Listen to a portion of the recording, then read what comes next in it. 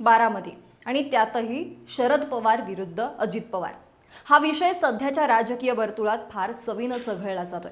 यंदाच्या लोकसभेत तो अवघ्या महाराष्ट्रानं सुद्धा पाहिलाय, जे महाराष्ट्रानं या अगोदर कधीही पाहिला नाही। राजकारणाच्या पटलावरती झालेली ही नात्यांची लढाई जिची कल्पना करणं सुद्धा काही महिन्यांपूर्वी शक्य नव्हतं। कधी मुंडे कुटुंबात तर कधी ठाकरे कुटुंबात जे झालं ते बारामतीतील पवार घराण्याच्या वाट्याला येईल असं साधं स्वप्नातही कोणी पाहिलं नसेल किंवा त्याचा विचारही केला नसेल। मात्र गेल्या काही महिन्यांचा धांडोळा घेतला तर लक्षात येतं की ज्याचा विचार केला नव्हता अगदी तेच झालं। बारामती जी केवळ गेली 5 दशकं पवारांच्या नावानं ओळखली जाते, तिथे लोकसभेला सुद्धा पवारांच्याच घरातले 2 प्रतिस्पर्धी एकमेकांच्या समोर उभे राहिले। सुप्रिया सुळे विरुद्ध सुनेत्रा पवार। ही लढाई मुलगी विरुद्ध सून आहे की भाऊजे विरुद्ध नणंद आहे, की राष्ट्रवादीचा एक गट विरुद्ध दुसरा गट आहे, की महाविकास आघाडी विरुद्ध महायुती आहे, यातला कुठलाही पर्याय निवडला तरी मूळ लढाई ही शरद पवार विरुद्ध अजित पवार अशीच आहे आणि अशीच राहील। थोडक्यात काका विरुद्ध पुतण्या, एकाच घरातल्या 2 पिढ्यांची ही लढाई।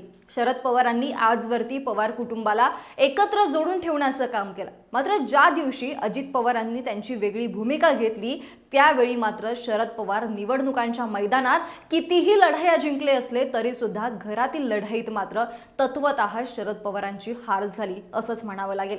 त्यामुळे या लढाईला नेमकी सुरुवात कशी झाली, अशा कोणत्या गोष्टी होत्या ज्या अजित पवारांच्या त्या भूमिकेला कारणीभूत ठरल्या, बारामतीकर आज जे कात्रीत सापडले ती वेळ नेमकी कुणामुळे आली, याचाच आढावा घेऊयात आपल्या आजच्या या व्हिडिओमधून।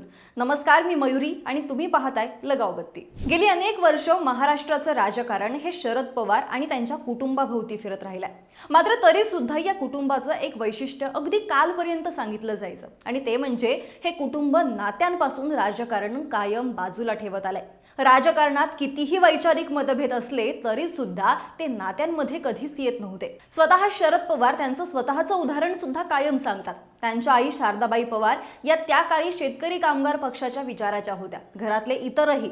आई स्वतः जिल्हा बोर्डावरती निवडून गेलेल्या, पण शरद पवार हे अगदी तरुणपणापासूनच काँग्रेसकडे ओढले गेले। यशवंतराव चव्हाणांचा प्रभाव पडलेला होता, त्यामुळे ते काँग्रेसकडून पहिली निवडणूक लढले। याच कुटुंबातलं दुसरं उदाहरण म्हणजे एन.डी. पाटील यांचं। ते शरद पवार यांच्या भगिनी सरोज यांचे पती, तेही शेकापमध्येच होते। त्यांचं आणि पवारांचं राजकारण वेगवेगळं। एका टप्प्यावरती दोघे सुद्धा विधिमंडळात परस्पर विरोधी बाकांवरती होते, पण कौटुंबिक नाती राजकारणात व राजकारण नात्यांच्या आड कधीच आलं नाही। ते पुढच्या पिढ्यांमध्ये सुद्धा चालू राहिलं।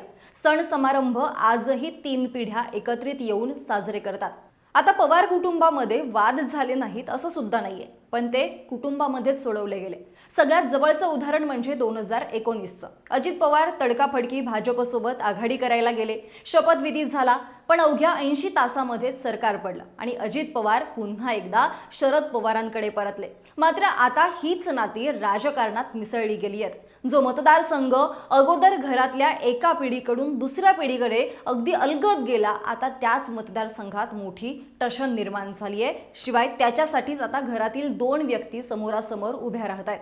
काल परवापर्यंत हा संघर्ष शरद पवारांचा राजकीय वारसदार कोण या फार जुन्या प्रश्नापर्यंत मर्यादित राहिला, मात्र आता तो अजित पवार विरुद्ध शरद पवार असाच बनलाय। आता या संघर्षाला आजवर घडलेल्या काही घटना सुद्धा कारणीभूत ठरल्यात आणि त्यातील एक म्हणजे ज्या दिवशी शरद पवारांनी त्यांच्या स्वतःच्या राजकीय निवृत्तीची घोषणा केली त्यावेळी मुलगी सुप्रिया सुळे यांच्याबरोबर सर्व नेते, पदाधिकारी, कार्यकर्ते यांनी पवारांना त्यांचा निर्णय मागे घेण्यासाठी फोर्स केला। अनेक नेते भावुकही झाले होते, अक्षरशः त्यांनी आवंढा गिळून आपलं मनोगत व्यक्त केलेलं होतं। मात्र या सगळ्या भावुक वातावरणामध्ये अजित पवार मात्र त्यांच्याच नेहमीच्या स्टाईलमध्ये मध्येच बोलणाऱ्या कार्यकर्त्यांना एक गपरे अशा भाषेमध्ये ठणकावत होते आणि त्यावरूनच अजित पवार शरद पवारांच्या त्या निर्णयाने आश्चर्यचकित किंवा भावनिक झाल्याचं जाणवलं नाही। उलट कार्यकर्त्यांना दटावतानाच अजित पवार दिसले। त्यावेळी शरद पवारांनी निवृत्तीचा निर्णय मागे घेऊ नये अशी स्पष्ट भूमिका अजित पवारांची होती। तेव्हा कुठेतरी अजित पवारांनी मोठ्या पवारांचा राजकीय वारसदार म्हणून पुढे यायचं होतं, पण तसं झालं नाही। मोठ्या पवारांनी त्यावेळी सुप्रिया सुळे आणि प्रफुल्ल पटेलांवरती पक्षाची धुरा सोपवली होती आणि ज्यामुळे अजित पवार नाराज झाले। या साऱ्या नाराजी नाट्यापर्यंत पवार कुटुंबातील राजकीय मतभेद काही लपून राहिलेले नव्हते। मोठ्या पवारांच्या निवृत्ती नाट्यानंतर अवघ्या 1 ते 1.5 महिन्यातच अजित पवारांच्या बंडाची बातमी आली।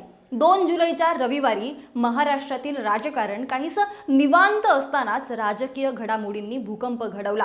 अजित पवारांच्या घरी राष्ट्रवादीच्या नेत्यांची बैठक झाली आणि अजित पवार नेत्यांसोबत गाड्यांचा ताफा घेऊन थेट राजभवनावरती पोहोचले। काही क्षणात दुसरी बातमी धडकली, ती म्हणजे मुख्यमंत्री एकनाथ शिंदे आणि देवेंद्र फडणवीस हे दोघे सुद्धा राजभवनाकडे रवाना झाले आणि भर दुपारी राजभवनातला सजवलेला तो दरबार हॉल टीव्हीवरती दिसू लागला। त्या पाठोपाठ अजित पवार आणि त्यांच्यासोबत आलेले राष्ट्रवादीतले सहकारी एकामागोमाग एक मंत्रिपदाची शपथ घेऊ लागले। हळूहळू पवारांकडे बोटावर मोजण्या इतकेच नेते राहिले, जो खऱ्या अर्थाने पवार कुटुंबासाठी धक्का मानला जात होता। पुढे लोकसभा लागल्या, ज्यामध्ये सुप्रिया सुळेंच्या विरोधात सुनेत्रा पवारांना उतरून अजित पवारांनी चूक केली, जी त्यांनी स्वतः मान्य सुद्धा केली। लोकसभेला अजित पवारांनी सुनेत्रा पवारांना उतरवलं नसतं तर आज त्यांनी विधानसभेला सेफ गेम खेळला असता। मात्र तसं झालं नाही। लोकांनी सुप्रिया सुळेंना पसंती दिली आणि सुनेत्रा वहिनींचा पराभव झाला। पवार कुटुंबातला हा संघर्ष जरी या निवडणुकीत दिसला असला तरी सुद्धा त्याचे पडसाद मात्र 2019च्या गेल्या लोकसभा निवडणुकीपासूनच पडू लागलेले होते। अजित पवार यांचा मुलगा पार्थ पवार यांनी 2019 साली मावळ लोकसभा मतदारसंघातून निवडणूक लढवलेली होती। त्यामध्ये त्यांचा पराभव झालेला होता। त्यांना उमेदवारी द्यावी की न द्यावी यावरून त्यावेळी राष्ट्रवादी काँग्रेस या पक्षामध्ये 2 गट होते। त्याच वेळी चौथ्या पिढीतले रोहित पवार नुकतेच राजकारणात सक्रिय झालेले होते। दरम्यान पवारांच्या पुढच्या पिढीचे राजकारणातले प्रतिनिधी ते असतील अशी चर्चा सुद्धा रंगू लागलेली होती। पुढे विधानसभा निवडणुकीत ते कर्जत जामखेडमधून जिंकले सुद्धा, पण त्या अगोदर राजकारणात फारसा सक्रिय नसणाऱ्या पार्थ पवारांचं नाव लोकसभा निवडणुकीसाठी पुढे येऊ लागलं। पार्थ पवार यांना उमेदवारी देताना सर्व तिकीटं घरातच दिली तर कार्यकर्त्यांनी काय करायचं हे विधान शरद पवार यांनी अगदी जाहीरपणे केलेलं होतं। तेव्हा कुटुंबात सुद्धा यावर चर्चा झाली आणि पार्थ पवार यांना उमेदवारी देण्यात आली। पार्थ पवार यांच्या प्रचारासाठी पवार कुटुंबातील अनेक सदस्य मैदानात सुद्धा उतरलेले होते, पण फक्त शरीरानं, मनानं नाही, असं स्वतः पार्थ पवार मीडियाशी बोलताना सांगतात। पुढचे काही वर्ष पार्थ पवार हे राजकारणात फार सक्रिय दिसले नाही। मात्र लोकसभेला सुनेत्रा पवारांच्या निवडणुकीतील पडद्यामागची जबाबदारी पार्थ पवार यांनी पार पाडलेली होती। आता अजित पवारांच्या राजकारणाविषयी सांगायचं झालं तर अजित पवार हे सहकार राजकारणातून पुढे आलेले आहेत। 1991 मध्ये पहिल्यांदा लोकसभेत खासदार म्हणून मोजक्या काळासाठी ते गेले। दरम्यान सुद्धा अजित पवारांना काका शरद पवार यांच्यासाठी त्यांची खासदारकी सोडावी लागलेली होती। त्यावेळी शरद पवारांनी केंद्रात मंत्रिपद मिळवलेलं होतं। मात्र केंद्रात जायचं म्हटल्यावरती संसदेचा सदस्य असणं आवश्यक आहे।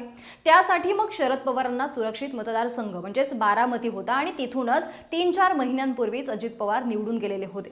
मात्र काकांसाठीच म्हणजे शरद पवारांसाठीच अजित पवारांनी खासदारकीचा तेव्हा राजीनामा दिलेला होता। अगदी 3-4 महिनेच दिल्लीत राहून परतलेले अजित पवार त्याच वर्षी म्हणजेच 1991 सालीच बारामती मतदारसंघातून महाराष्ट्राच्या विधानसभेच्या पायऱ्या चढले। 1991 ते आज तागायत अजित पवार बारामतीतून आमदार आहेत, म्हणजेच सलग 7 वेळा आमदार। आता मात्र या पवार कुटुंबात पडलेल्या फुटीमुळे प्रत्येक पवार, खास करून स्वतः अजित पवार आणि शरद पवार हे दोघे सुद्धा आपलं अस्तित्व सिद्ध करण्यासाठी निवडणुकीची लढाई लढतायत। परंतु निवडणुकीच्या मैदानात हारजीत कोणाचीही होऊ देत, मात्र कुटुंबाच्या अंतर्गत लढाईत मात्र दोन्ही पवार तत्वतः हरलेत असंच म्हणावं लागेल। तुम्हाला काय वाटतं? तुमचं काय मत आहे? आम्हाला कमेंटमध्ये जरूर कळवा आणि लगावती YouTube चॅनलला सबस्क्राईब करायला विसरू नका।